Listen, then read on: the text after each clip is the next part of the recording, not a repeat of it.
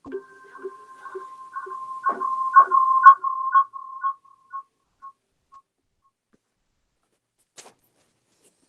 Assalamualaikum dan selamat pagi. Kita mulakan kelas ni. Jadi jangan lupa tanda kehadiran.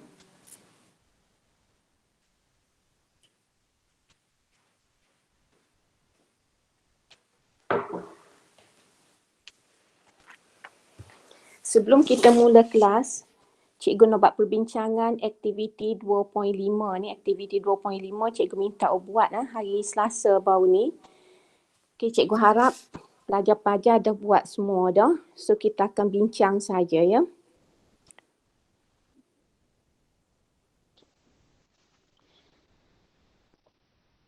Okay. Kita tengok kat sini soalannya. Nombor nukleon dan nombor proton bagi atom unsur fluorin adalah 19 dengan 9. Adakah pernyataan berikut adalah benar?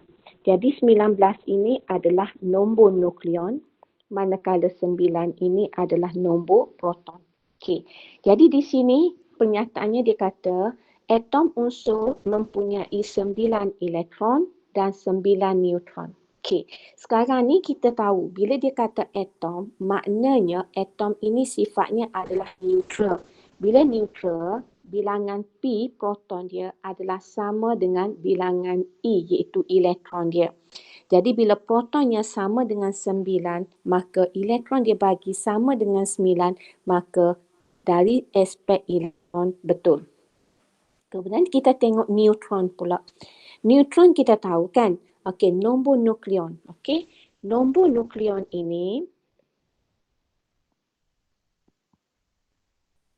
adalah sama dengan nombor proton campur dengan bilangan neutron. Okey, sekiranya nombor nukleon ini adalah sama dengan 19, bilangan protonnya adalah sama dengan 9, maka bilangan neutron ini adalah sama dengan 19 tolak 9 iaitu 10. Jadi betul tak 10? Tidak. Jadi maknanya adakah pernyataan berikut benar atau palsu?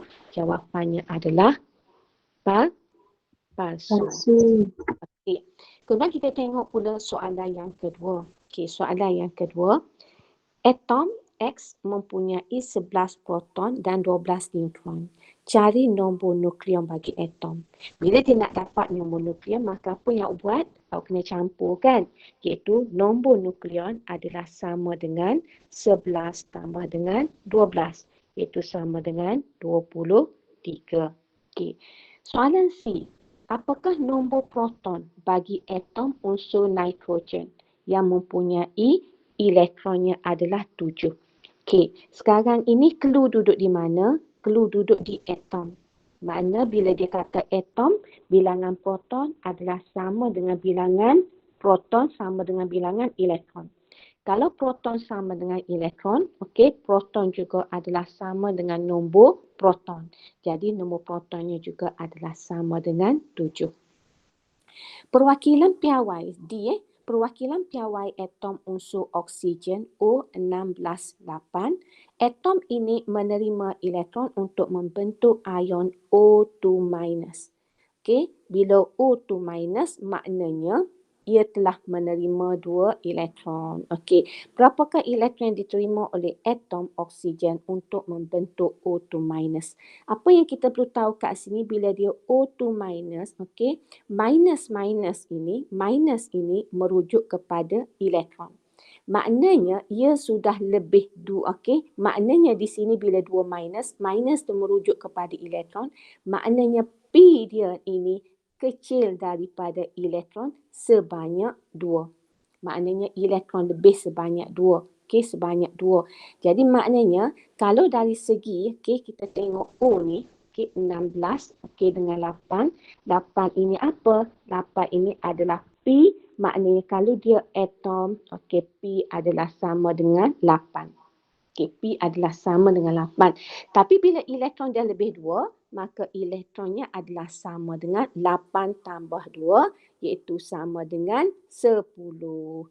Okey, jadi dia kata berapakah elektron yang diterima oleh atom oksigen untuk membentuk ion oksida O2 minus, iaitu ia perlu menerima 2 elektron. Barulah dia lebih 2 berbanding proton. Sekarang ni elektron dah 10, proton 8, maka elektron lebih 2. Oleh itu, formulanya akan jadi O2 tolak. Okey. Kemudian kita tengok seterusnya. Nukleus atom Y bercaj positif 4, mengandungi 5 neutron. Nyatakan nombor nukleon. Positif-positif ni dia refer kepada proton. Okay? Negatif dia refer kepada elektron. Positif refer kepada proton. Bila dikata charge positif 4, maknanya protonnya adalah sama dengan 4. Okay, bila dia nak berapakah nombor nukleon adalah sama dengan bilangan proton campur dengan bilangan neutron. Jadi maknanya nombor nukleon adalah sama dengan 4 tambah dengan 5 adalah sama dengan 9. Okay. Soalan seterusnya, atom kalsium mempunyai 20 elektron dan nombor nukleonnya adalah 40. Okay, 20 nukleon. Okey, 20 proton, nukleonnya adalah sama dengan 40.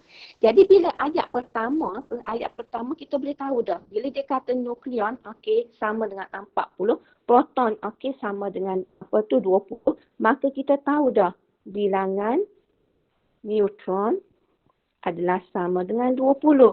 Iaitu 40 tolak dengan 20. Okey, so kita tengok soalannya.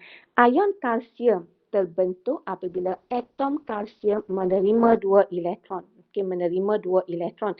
Maknanya kat sini kan, kalau dia kata charge 2 positif, maknanya P dia lebih banyak daripada E sebanyak berapa? Sebanyak 2. Maknanya kat sini, bila P sama dengan 20, okey, E adalah sama dengan 18. Supaya P dia lebih besar daripada elektron sama dengan 2. Maknanya P itu sudah melepaskan, okey, bilangan proton, okey, dia dah lepaskan 2 elektron. Okey, 2 elektron. Jadi bila dia tolak 2 elektron, maka okey, elektron dia asalnya, kalau atom asalnya sama kan, atom E dia sama dengan 20. Jadi bila dia nak jadi ion, maka dia tolak 2 elektron, maka E akan jadi 18. Okey, bila 18 dia akan menjadi ion lah. Ion Ca2 positif. Kenapa 2 positif? Sebab protonnya lebih daripada elektron sebanyak 2. Nyatakan bilangan neutron, okey, pada ion kalsium. Okey, bilangan neutron ni sama.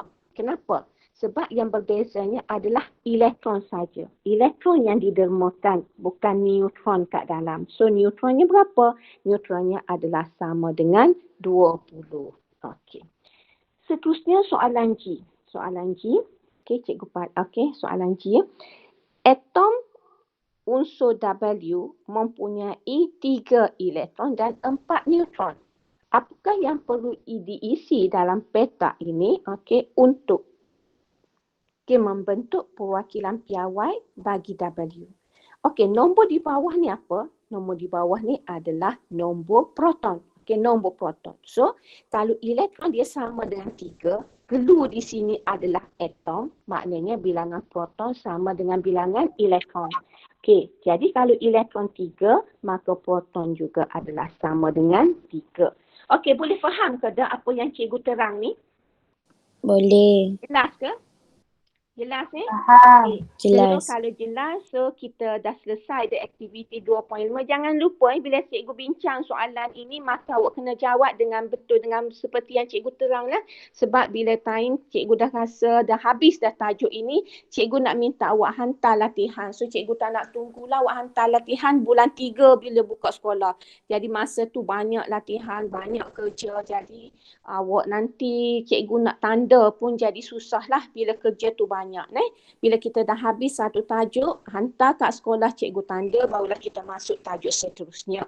Okey, kita pergi kepada seterusnya. Okey, kita berhenti di sini tak silap cikgu semalam kan?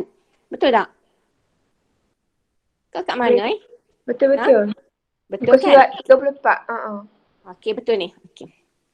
So, sekarang kita masuk kepada rajah struktur atom dan susunan elektron. Okey, kita dah tahu kan Okey, susunan elektron adalah di mana kita belajar struktur atom di mana kita ada apa dia atom ini? Atom ini kita ada proton, okey. Kita ada neutron, okey. Dua-dua ni duduk dalam nukleus. Kemudian kita ada apa dia? Kita ada elektron. Elektron bergerak mengelilingi nukleus di atas petala-petalanya. Jadi maknanya kat sini, kalau kita boleh lukis, kita tengok dulu kita tengok di mana elektron suatu atom mengorbit, mengelilingi nukleus pada petala masing-masing. Elektron akan memenuhi petala terdekat dengan nukleus dahulu. Apabila petala yang terdekat dengan nukleus telah penuh, elektron akan diisi ke dalam petala yang berikutnya. Bilangan maksimum elektron di dalam 3 petala pertama bagi unsur dengan nombor proton 1 hingga 20 ditunjukkan dalam rajah 2.12. Maknanya kat sini apa yang perlu awak tahu kat sini adalah kat tengah kita ada nukleus, dalam nukleus ada P, dalam nukleus ada N iaitu neutron. Okey. Kemudian elektron mengorbit di atas petala mengelilingi nukleus. Di mana petala pertama hanya ada 2 saja elektron boleh dimuat. Kalau lebih daripada 2, dia akan bergerak ke petala kedua. Petala kedua hanya boleh muat 8 saja elektron. Kalau lebih, ia akan bergerak ke petala ketiga. Petala ketiga hanya muat 8 saja elektron. Kalau lebih, dia akan pergi kepada petala keempat. Okey. Jadi apa yang perlu kita tahu kat sini? Kita tahu kat sini awak hanya perlu tahu melukis susunan elektron daripada nombor proton 1 hingga nombor proton 20 sahaja. Lebih daripada itu awak tak belajarlah luar daripada silibus awak. So kita tengok lensa kimia. Petala ketiga secara maksimum boleh dipenuhi dengan 18 elektron bagi unsur yang mempunyai nombor proton melebihi 20. Maksudnya petala ketiga boleh muat 18 elektron. Okey. So kita akan pergi seterusnya. Sekarang ni tahu di mana apa yang perlu tahu bahawasanya atom ini ada proton, ada neutron duduk dalam mana? Dalam nukleus. Okey. Kemudian elektron mengelilingi nukleus di atas petalanya. Okey, mengelilingi, mengorbit. Makna mengorbit seperti sebab itu kita kata atom ini dia seperti susun sistem suria. Apa makna sistem suria? Kita ada matahari kat tengah. Kemudian kita ada planet-planet mengelilingi matahari. Itu kita panggil sistem suria. Sama juga dengan elektron. Elektron mengelilingi elektron mengelilingi nukleus. Di atas orbitnya. Orbit maknanya benda tu memang dah ada dah. Orbit memang dah ada dah. Jadi elektron hanya bergerak saja. Sama juga kalau kita tengok kan sistem kita, bumi kita kan. Macam mana dipancarkan, satelit dipancarkan, dilancarkan. Satelit itu bergerak di atas orbit. Maknanya satelit itu nak dilancarkan mesti orang pandai. Maknanya angkasawan tu mesti tahu macam mana dia nak masuk dalam orbit tersebut. Bila dia sampai ke orbit tersebut, dia sudah, kalau cikgu lukiskan, katakanlah ni bumi. Bumi ni dikelilingi oleh orbit. Orbit. Jadi, apa yang berlaku? Orbit ni, sentiasa mengelilingi bumi. Mengelilingi bumi. Kalau katakanlah satelit ni nak dilancarkan, nak naik ke atas, nak duduk kalau kita tengok, nampak satelit. Jadi, apa yang ahli sains buat? Dia akan naik ke atas. Dia akan naik, naik. Dan katakanlah dia nak duduk di orbit ini. Jadi dia akan naik, mari sini.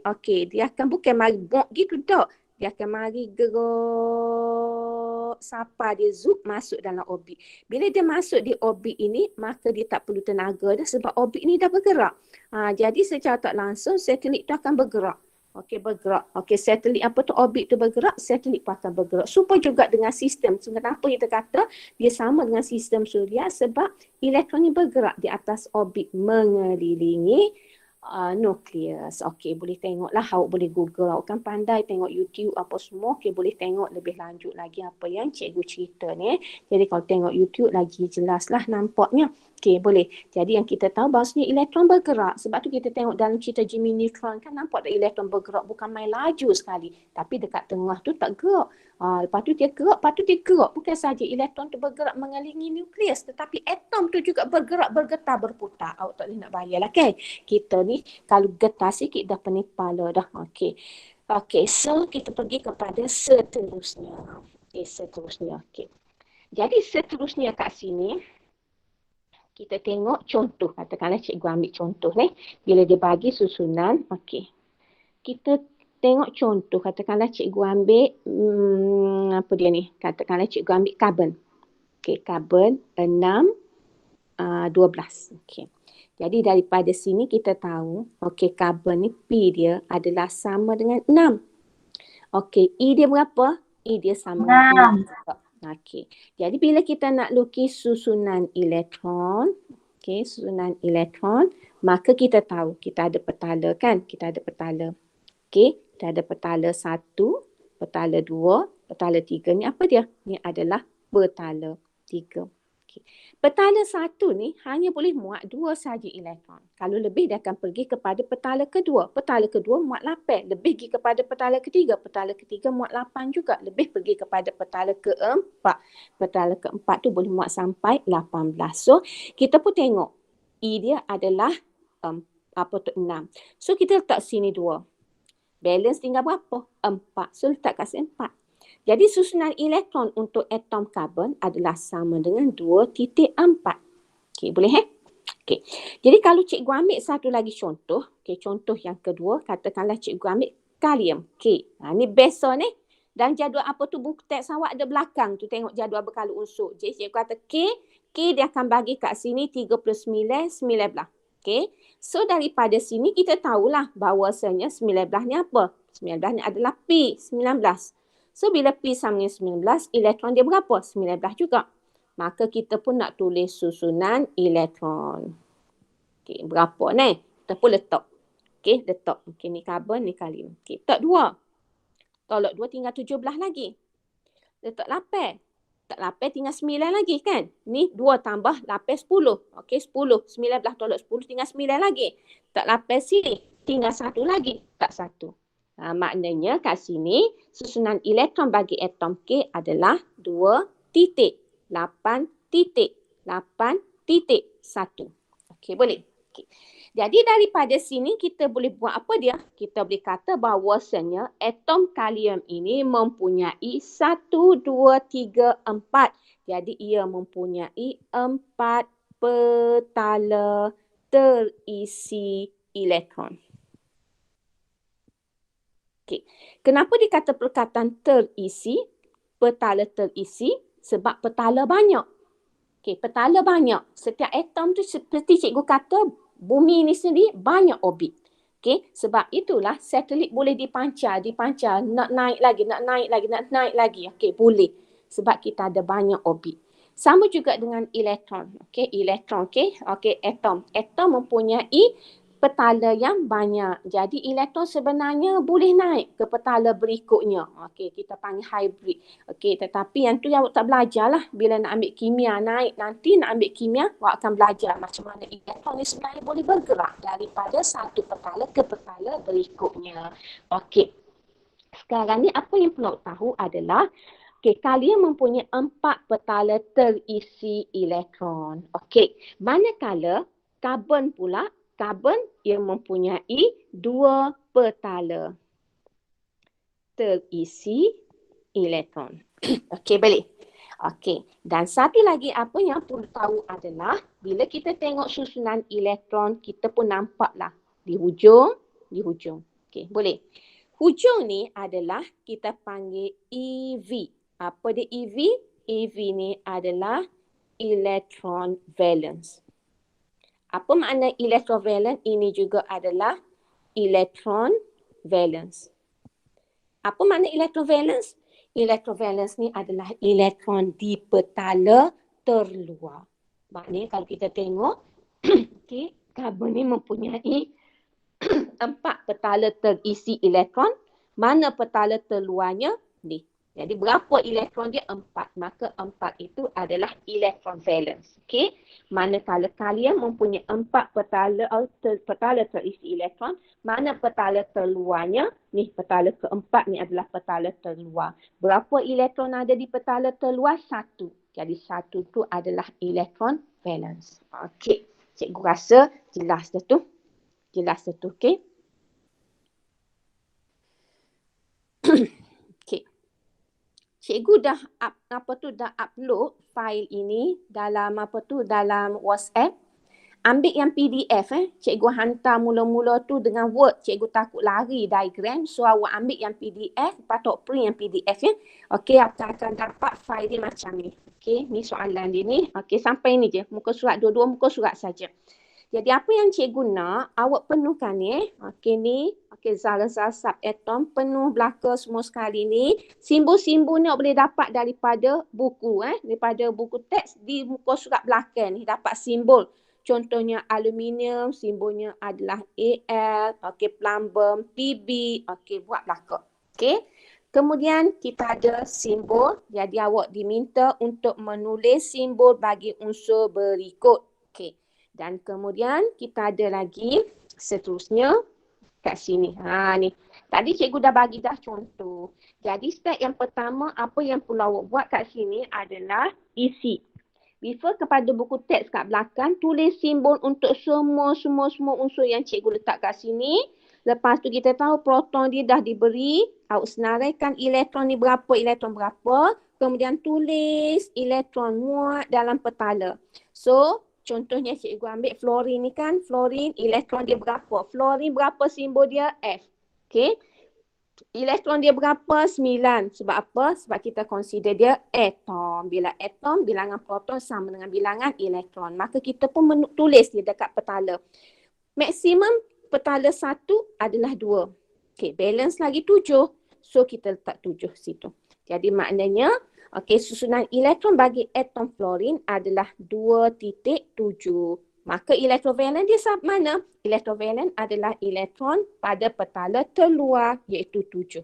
Okey, selesai. Okey, boleh Okey. Kemudian dah selesai yang ni, maka kita pergi kepada terangkan. Okey, tandakan atom yang mempunyai elektrovalen yang sama.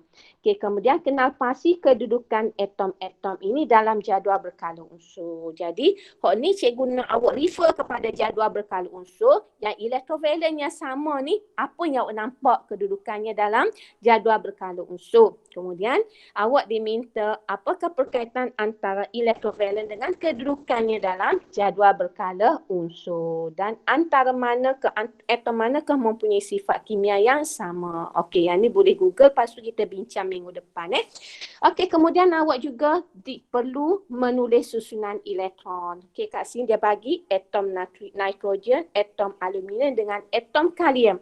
Awak diminta yang pertama kena lukis susunan elektron. Yang kedua, awak perlu lukis struktur atom. Jadi perlu bezakan antara struktur atom dan juga susunan elektron. Bezanya apa dia?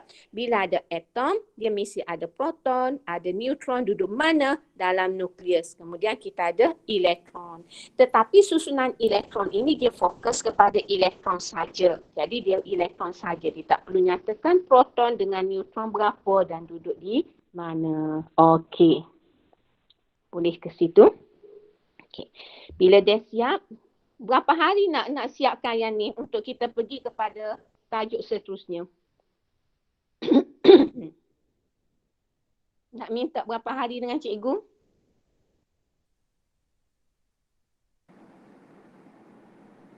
Senyap je tu. Kalau cikgu suruh hantar hari Rabu minggu depan, sempat tak? Sebab ada banyak lagi soalan. Sempat cikgu. Sempat Hari Rabu minggu depan hantar kat pondok jaga, okey? Okey.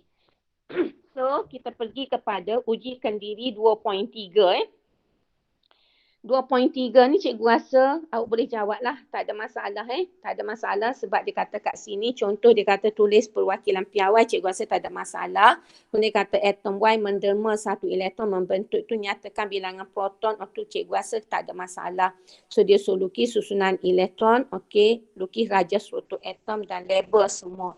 Yang tu cikgu rasa tak ada masalah. Kau ada masalah? Tak ada buat dulu Okey, kalau ada masalah kita bincang hari Selasa nanti. Okey. Ataupun boleh WhatsApp tanya cikgu. So cikgu nak pergi bahagian akhir tajuk ini, iaitu tajuk hari ini iaitu isotop. Okey, itu isotop. Okey.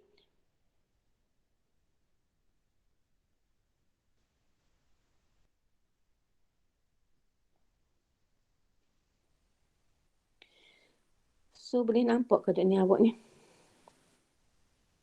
So isotop refer kepada buku teks awak lah sebab semua dah ada buku teks isotop dan penggunaannya.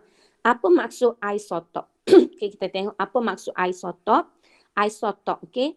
Gajah 2.15 menunjukkan 3 atom. Okey, 3 atom untuk unsur hidrogen. Cuba kita tengok atom, atom, atom. Apa beza di sini?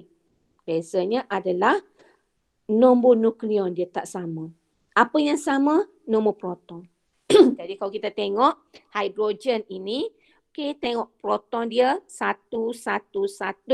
Tetapi nukleon yang ni 1, yang ni 2, yang ni 3. Okey, boleh. Jadi atom hidrogen ini dipanggil isotop. Maknanya ni bukan atom yang sama, atom yang berbeza. Ia adalah isotop. Okey, seterusnya. Okey, awak diminta jawab soalan ini.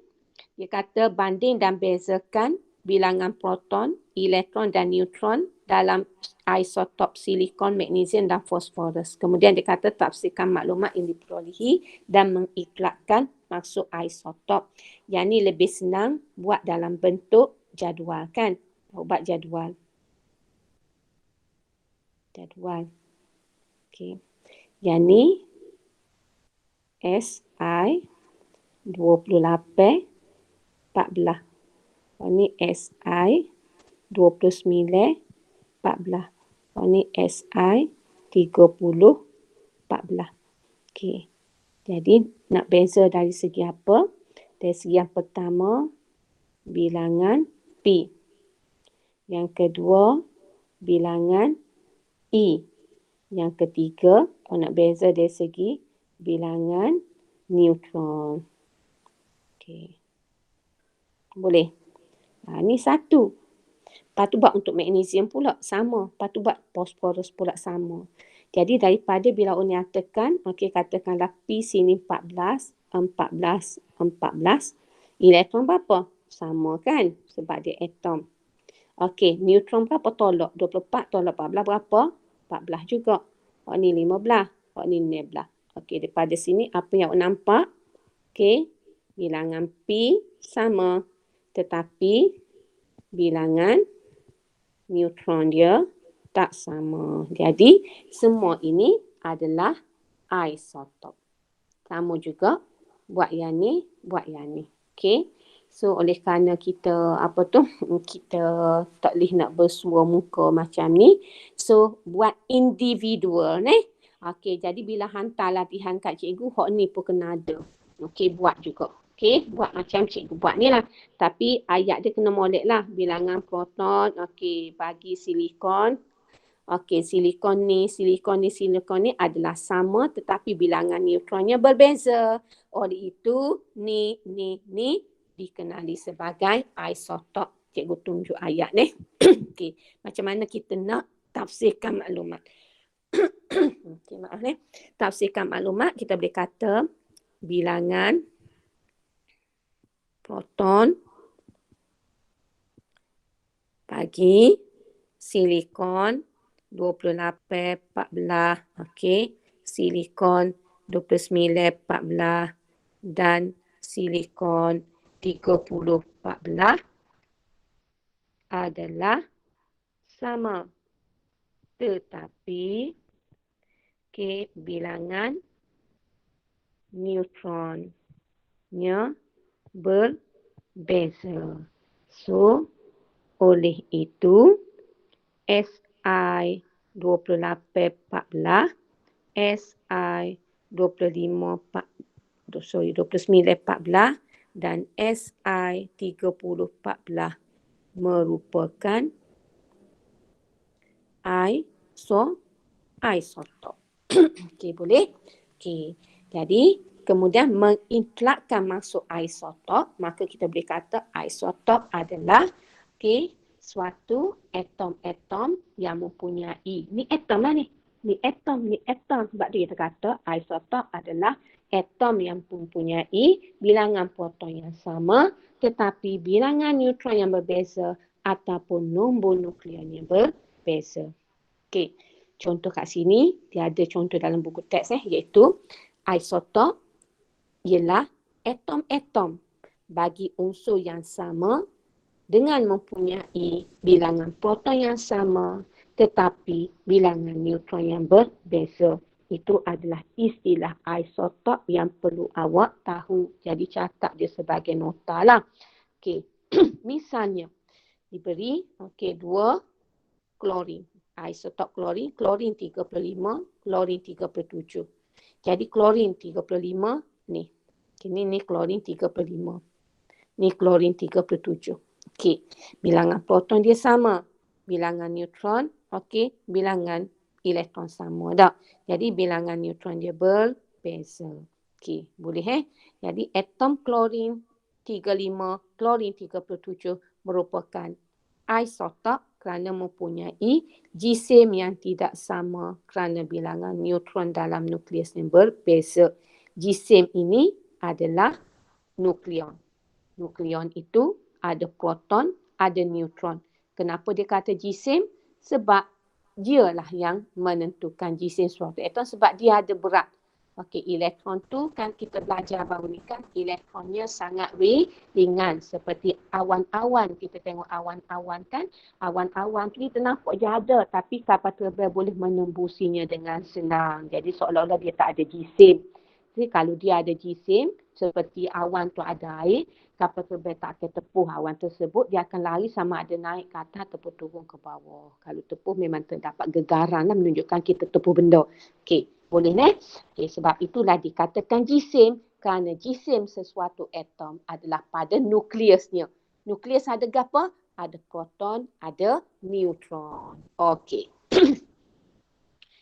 Seterusnya macam mana kita nak cari jisim atom relatif bagi isotop? Okey, jisim atom relatif bagi isotop. So kita tengok apa yang dia kata. Kebanyakan unsur wujud secara semula jadi dalam 2 atau lebih isotop. Jisim atom relatif unsur tersebut bergantung kepada kelimpahan semula jadi isotop dalam suatu sampel. Apa makna kelimpahan? Kelimpahan semula jadi ialah peratusan isotop yang wujud dalam suatu sampel semula jadi unsur. Jisim atom relatif boleh dihitung daripada kelimpahan semula jadi bagi unsur yang mengandungi isotop yang menggunakan formula berikut.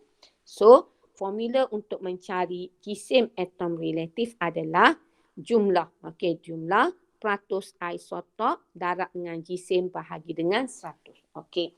Maknanya kalau kita ada isotop, dia bagi contoh kat sini, klorin ada 2 isotop. Isotop 35, klorin 35 ni klorin 37. Okey, Cl35 dengan Cl37. Di mana peratus Cl35 adalah 75% dan peratus Cl37 adalah 25. Awak diminta hitung jisim atom relatif klorin. Jadi menggunakan jumlah, dia kata jumlah, peratus kali dengan jisim kan. Jisim atom relatif. Jadi kat sini peratus isotop kali dengan jisim. Jisim nak cari mana? Jisim ni sama dengan nombor di atas ni. Sebab dia adalah nombor nukleon. Jadi 75 kali dengan 35 tambah 25 darab dengan 37 bagi dengan 100. So kita dapatlah jisim atom relatif bagi klorin adalah 35.5. Mana kat sini jisim atom relatif sesuatu atom ini adalah dia merujuk kepada semua isotop yang hadir pada bahan tersebut, okey, pada unsur tersebut. Okey, cikgu rasa tak ada masalah dari segi pengiraannya. So kita pergi kepada seterusnya, penggunaan isotop. Okey, isotop digunakan secara meluas dalam pelbagai bidang, okey, seperti yang dinyatakan dalam jadual 2.5. Okey, kegunaan isotop dalam pelbagai bidang, kita ada perubatan, kita ada pertanian, nuklear, arkeologi, industri dan juga kejuruteraan. Perubatan kita ada kobak. Okey, kobak ni untuk apa? Untuk membunuh sel kanser. Okey, di mana dia digunakan dalam radioterapi untuk membunuh sel kanser tanpa melakukan pembedahan. Dan dia juga digunakan untuk mensterilkan, okey, alat perubatan. Jadi alat perubatan tu kan kita guna untuk belah organ. Okey, doktor nak guna untuk belah organ, nak potong organ tu, nak tukar pisah lain semua-semua kan. Jadi apa yang dia buat, dia kena steril dulu. Lepas pada operation organ guna untuk organ, jadi dia kena basuh, lepas tu kena steril. Okey, steril maknanya dia letak dalam satu benda yang dipancarkan, okey, kobalt 16, okey, yang boleh menyebabkan kuman, okey, yang ada pada alat tersebut boleh matilah, kita panggil menstruate. Kemudian kita ada iodine 131 digunakan untuk rawatan penyakit tiroid, okey, ataupun kanser tiroid. Ni sama juga ni, iodine 131. Okey, pertanian fosforus 32 untuk mengkaji metabolisme tumbuhan. Uranium 235 digunakan untuk dalam menjana kuasa nuklear bagi mendapatkan tenaga elektrik. Uranium ni tempat kita nak dapat tenaga elektrik, kita guna apa dia? Guna empangan kan, guna air, kuasa air dapat elektrik. Okey. Okey, tetapi kalau katakanlah di tempat-tempat lain, contohnya tempat yang ada apa tu, uranium ni, contohnya tempat yang tak banyak air, okey, dia ada, tapi sumber uranium ni daripada galian dia tu, jadi dia gunalah uranium untuk menjana kuasa elektrik. Tapi konsep dia sama je, okay? Jana kuasa elektrik ini adalah untuk menggerakkan turbine. Bila turbine bergerak, maka elektrik boleh mengalir. Okey, nak belajar dah masa PT3 kan, konsep dia macam kayu basikal malai kan. Macam mana kita nak suruh lampu menyala, kita kena attach dynamo tu pada tayar. Jadi bila tayar berpusing, dynamo tu berpusing. Okey, bila dynamo berpusing, okey, arus pun boleh mengalir, maka mentol akan menyala. Konsep dia sama saja. Jadi macam mana kita guna air untuk menggerakkan turbine. Maknanya air tu kita simpan dalam dam yang tinggi, maka kita jatuhkan air tersebut, air tu akan jatuh pada turbine, maka turbine tu akan berpusing, maka ia akan menghasilkan arus elektrik. Okey, kalau dia guna uranium ni buat gana? Okey, dia gunakan uranium tu untuk mendapatkan tenaga bagi memanaskan air juga. Okey, air tersebut akan mengeluarkan steam itu akan tolak turbine itu akan berpusing. Dia konsep dia sama je. Tapi oleh kerana dia tak ada air, okey, dia tak ada, okey, dia tak boleh nak guna solar, okey, sebab dia tidak duduk di kawasan matahari cukup, maka dia boleh guna uranium. Okey. Arkeologi contohnya karbon 14 menganggap umur bahan artifak. Sesuatu benda yang mati ni kan, dia ada. Setiap kita ni ada karbon 14. Jadi bila mati je sesuatu objek yang hidup, maka karbon 14 pun aktif. Jadi macam mana orang arkeologi boleh tahu fosil itu hidup berapa tahun? Dia akan tengok berapa banyak dah karbon 14 yang ada pada objek tersebut. Contohnya kalau kita tengok orang tu mati dah 14 hari contohnya. Jadi postmortem, okey, pihak postmortem forensik tu dia boleh tahu bahawasanya mayat ini sudah mati selama 14 hari dah. Macam mana dia boleh tahu? Dia boleh tengok karbon 14. Sama juga tengok fosil dinosaur jumpa. Boleh tahu dinosaur tu dah mati berapa juta-juta tahun yang lalu. Tengok apa? Tengok karbon 14. Sebab karbon 14 ni dia decay, dia musnah sikit-sikit. Jadi peratus dia musnah setah apa tu, orang boleh kira lah. Jadi daripada situ dia boleh kira, dia boleh convert kepada tahun dan sebagainya. Plumbum 210 ditentukan untuk menetapkan umur lapisan pasir dan tanah sehingga 80 tahun. Ini untuk orang geologi lah. Dia nak tahu umur tanah tu. Orang geologi ni dia kaji pasal tanah, dia kaji pasal laut, dia kaji pasal pasal sistem suria. Itu orang geologi. Okey, dia tahu tanah bumi Malaysia ni dalam tu ada apa. Okey, kalau orang nak buat jalan pun semua orang geologi akan pergi dulu untuk tengok kekuatan tanah tersebut. Okey, kalau buat jalan tanah tu tak kuat, mentah je tanah tu akan runtuh. Okey, jalan tu akan runtuh. Okey. Industri hidrogen 13 digunakan sebagai mengesan dan mengkaji tumbuhan bahan buangan cecair. Mengkaji kumbahan tumbuhan pula mata tak apa-apa molek. Okey. Kumbahan dan bahan buangan cecair. Hok ni kumbahan ni apa dia? Okey, untuk pengesan untuk mengkaji kumbahan dan bahan buangan cecair ni untuk apa dia? Okey, bahan buangan cecair ni mungkin daripada rumah kita, daripada industri. Okey, itu supalah semua sekali. Okey, kemudian kejuruteraan contohnya natrium 24 mengesan kebocoran paip bawah tanah. So kita nak tahu paip bawah tanah tu bocor ke tidak, dia guna natrium 24. Okey. Seterusnya kemajuan dalam bidang sains khususnya kimia telah memaksimumkan pengetahuan isotop dalam pelbagai bidang. Okey, isotop digunakan untuk kelestarian hidup. So penggunaan isotop mendatangkan kesan positif dan juga kesan negatif terhadap alam sekitar.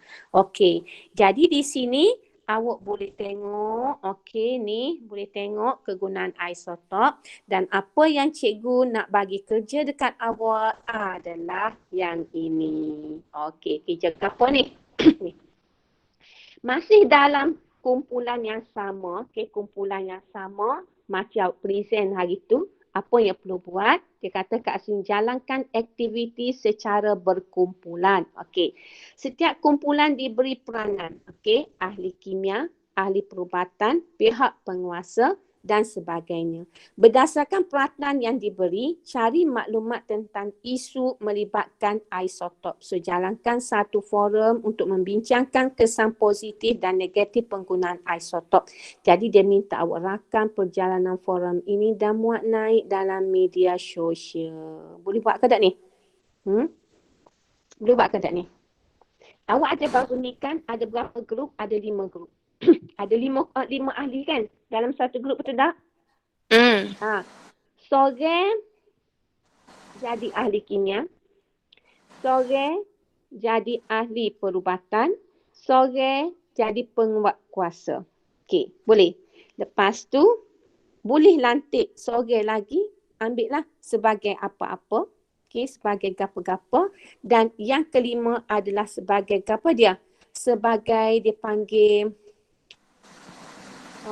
kalau forum tu dia akan ada pengerusi ni. Pengerusi. Okey, boleh buat tak tu? InsyaAllah, Ibu. Cuba ni. Okey, lepas tu cikgu bagi masa minggu depan, tak sempat. Minggu depan sekali lagi, boleh tak? Hari Rabu minggu depan sekali lagi untuk buat presentation Okey, sama juga dengan hari itulah. Cari maklumat dalam internet banyak maklumat ni. Cari. Lepas tu lengkap data. Jadi ni satu grup buat satu forum. Okey, jadi kita ada berapa grup hari tu cikgu rasa banyak dalam 6 grup tu. 6 grup ke 7 grup keseluruhan, 4 Ilham dengan 4 Rabia tu. Jadi setiap ahli dalam grup tu ambil satu peranan. Okey, mu ambil ni, aku ambil ni. Okey, dah sekali ada pengerusi, kemudian cari, kemudian buat forum. Forum tu kita boleh buat dalam Google Meet boleh buat dalam Google Meet. Jadi cikgu rasa kalau buat Google Meet pun awak boleh rekod macam tu, awak boleh hantar dalam grup. Kita boleh tengok macam mana awak buat presentation tersebut. Boleh tak? Buat sendiri-sendiri. Sampai ke rekod. Dan okey, bila rekod, lepas tu boleh buat naik dalam YouTube. Okey, boleh? InsyaAllah. Okey, so cikgu tinggal tu sebagai homework. Okey, so kita tengok seterusnya. Kita tak ada dah lah. Kita dah habis dah Dah habis dah. Okey, dah habis dah kita tajuk isotop ni So nanti the rest minggu depan kita akan pergi jawab soalan lah ya. Hari Selasa nanti. Selasa nanti. So kita bincang soalan-soalan. Lepas tu cikgu tunggu hari Rabu tu untuk awak hantar. Okey, semua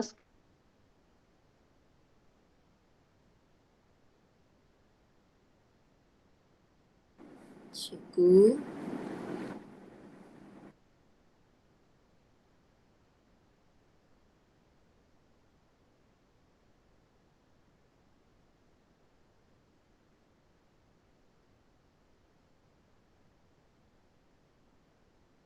sekali.